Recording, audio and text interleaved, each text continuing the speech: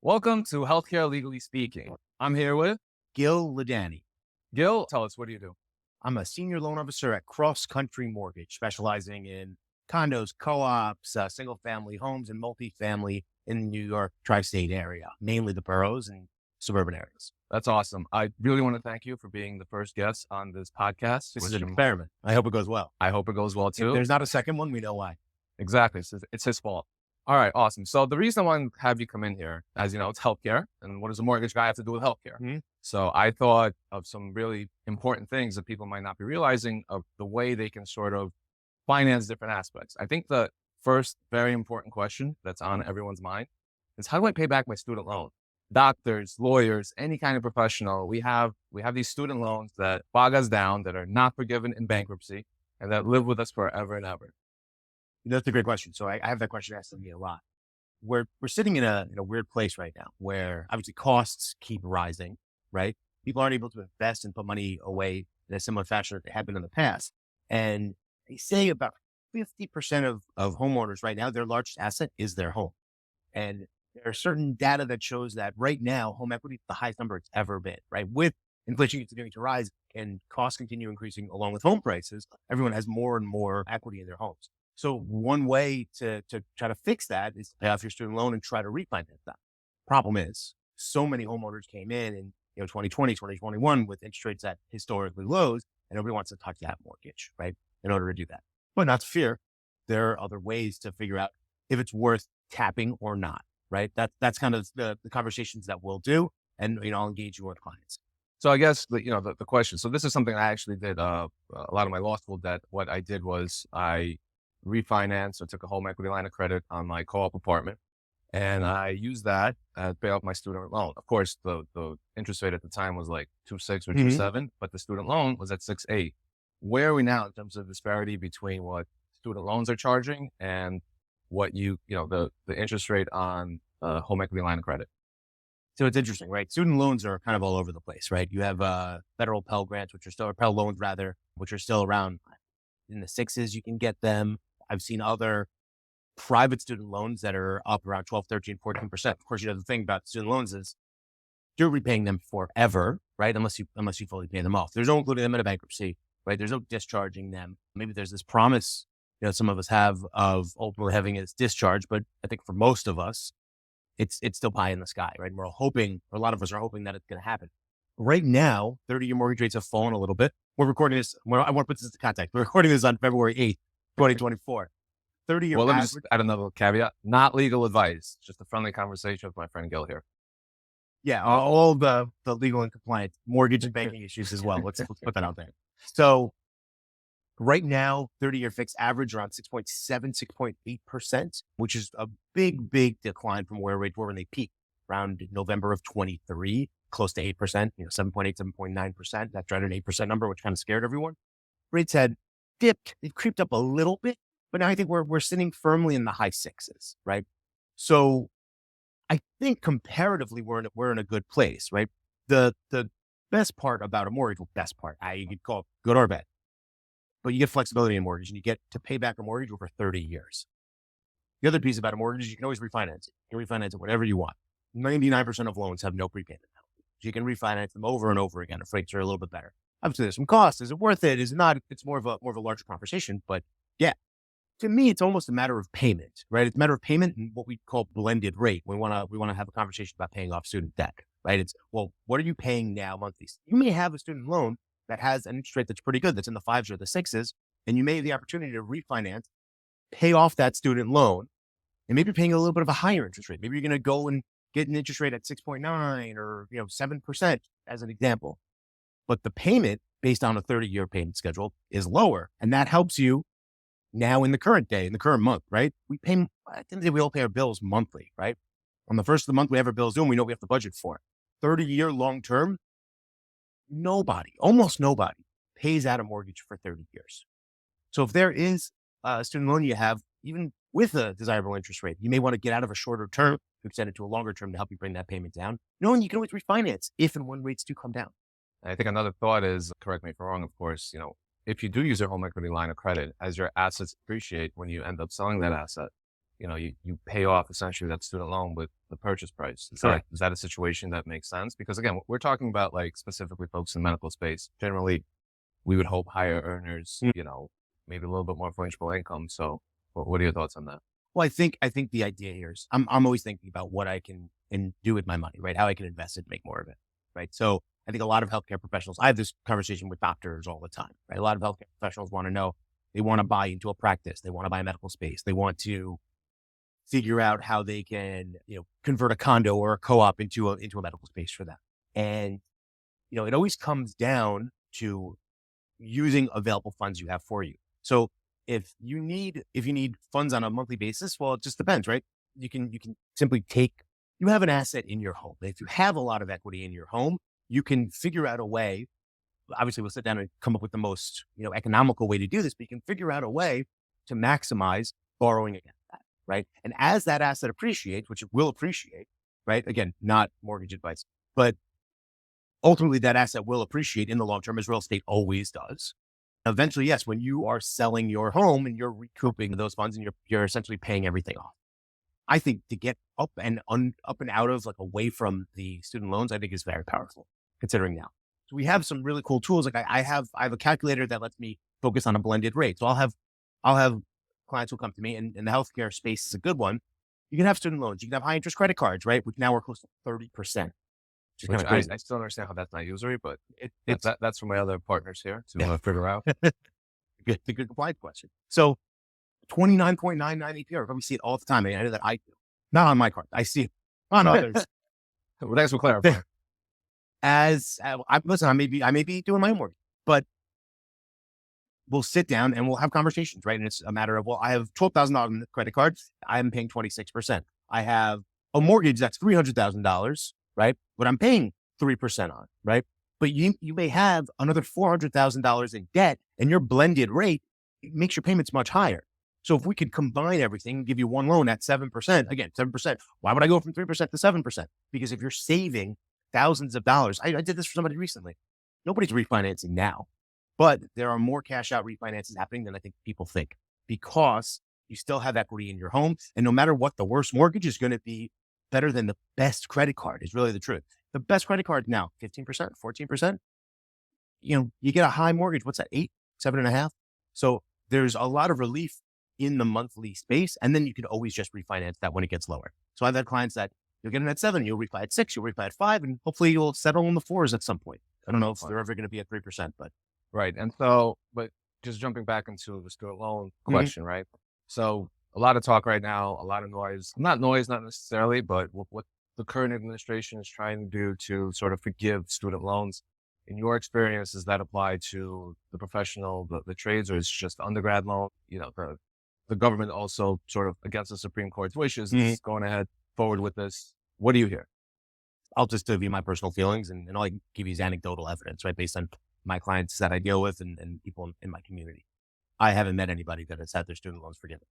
Have you? I have not. So I think that shows you. And I think that the administration wants to show numbers and say, well, we relieve $10 million, $10 billion, whatever number and how many zeros. I think it just drops in the bucket. I think it's always going to be drops in the bucket, especially if we're dealing with the healthcare space. We're dealing with, more affluent customers or clients potentially. I don't know if there's ever going to be this relief, for that segment of the market. That's fair. That's a good point. Jumping from student loans, you touched on it a little bit. So, we work with a lot of healthcare professionals that are sort of ready to go off on their own or ready to join a practice. Thoughts on financing that with sort of the home equity line of credit, or taking on a mortgage I guess it would be home equity line of credit. What are your thoughts? Well, I think firstly, is it right if we back up from there and jump in beyond that?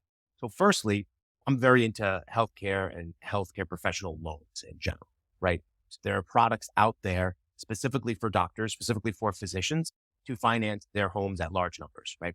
To me, whether you're going to take a larger mortgage or take a mortgage, make a bigger down payment, and then eventually borrow more against that, to me, it's all one and the same, right? You want to leverage what you're buying to stay liquid, so you maybe have that chance to buy into a practice, right? 4 or 5 years down the line. So we have healthcare loans, and this is all over the mortgage business. I think we have a very good one, where you can finance a a newer physician, right, coming out of residency, you don't even need to start. You just have to have a letter, some type of attending position. Well, I think you have to be starting within about 6 months. And you can finance up to 100% of a loan up to $1.5 million. Is this a loan to specifically buy real estate? This is a loan to buy a house. So I'll have these young doctors come to me, maybe they'll have money and they'll be able to afford a $200,000 or $300,000 down payment. But they'll say, how much can I borrow? Because I may be at a point, or maybe I'll offer it to them.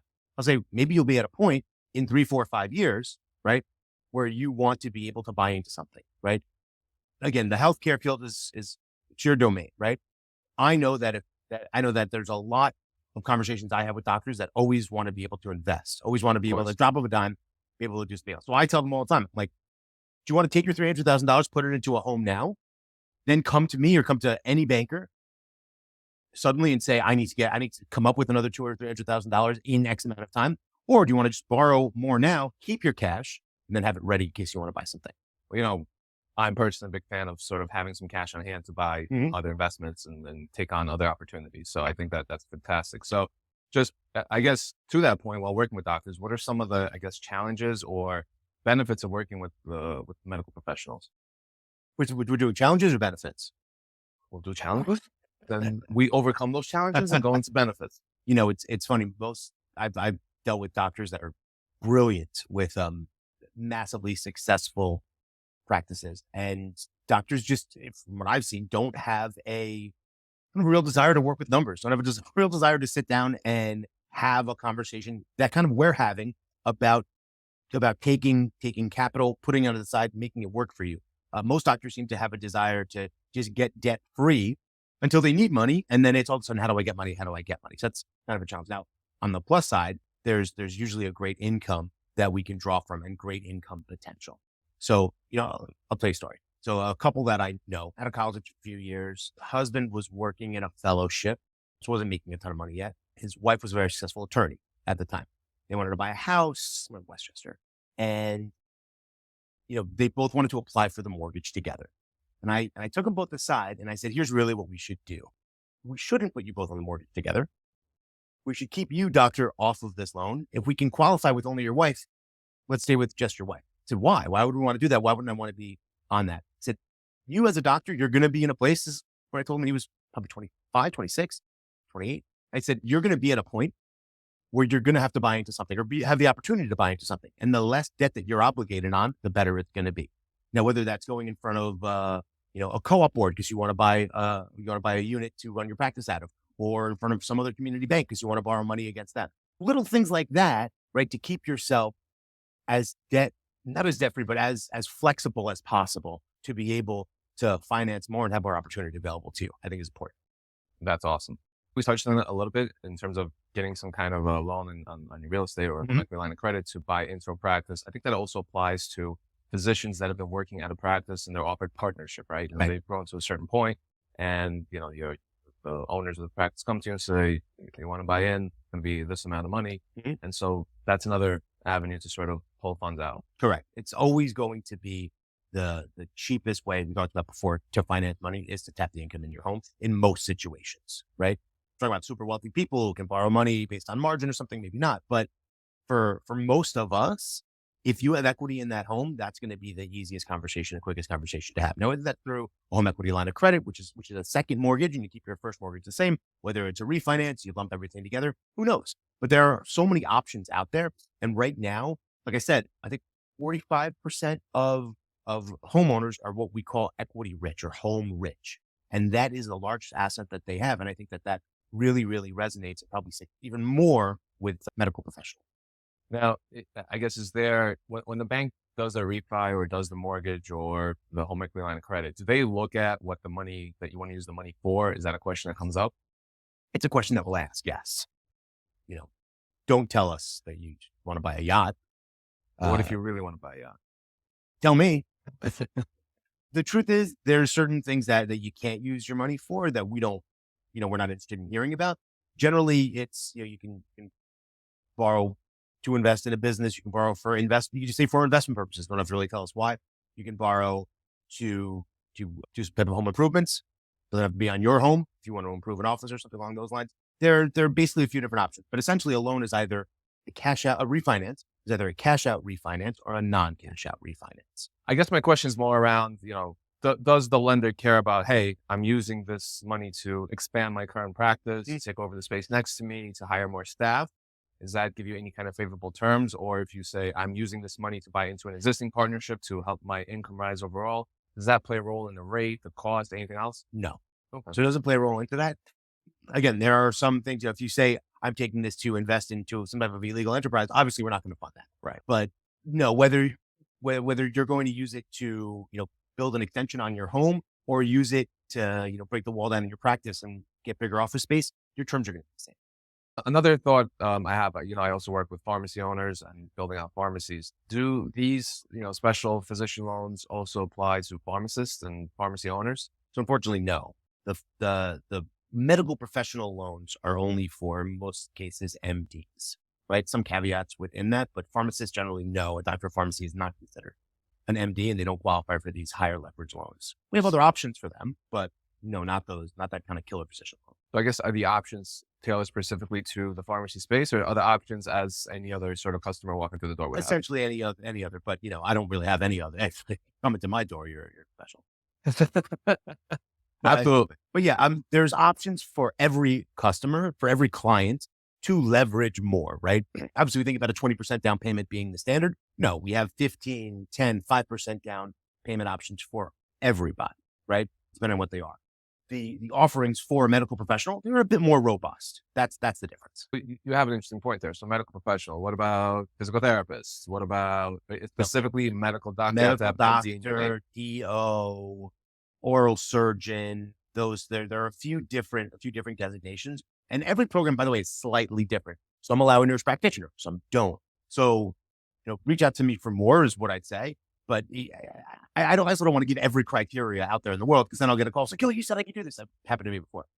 Oh, I'd rather, we can have a conversation about that. But in general, if you have gone to extra post-grad and are a medical doctor, there's a chance you qualify for some type of special financing plan. All right, cool. So sort of jumping back to refinancing, what are some of the drawbacks of a refi versus home equity line of credit, especially as it relates to, again, we're working with people that not necessarily making the most amount of money up front right. while they're in residence and fellowships to potentially making, a solid living and income. Yeah. Income, tripling, quadrupling, quintupling. I don't know what's beyond that. So I stopped at 5. I would say, when you're dealing with someone that has a decent amount of equity and a mortgage that is in a good place, right? That is in that 3.5% range, right? We're allowed to put mortgage on. The first thing, instinct, right? Really is to cling to say, well, I'm not going to touch my mortgage. I'm not touching that mortgage. Why would I touch my mortgage? It's such a great rate. It's such a great rate. I'll have it forever. And they're not wrong, right? But when you start looking at the alternatives, that's when, things have to kind of get in different.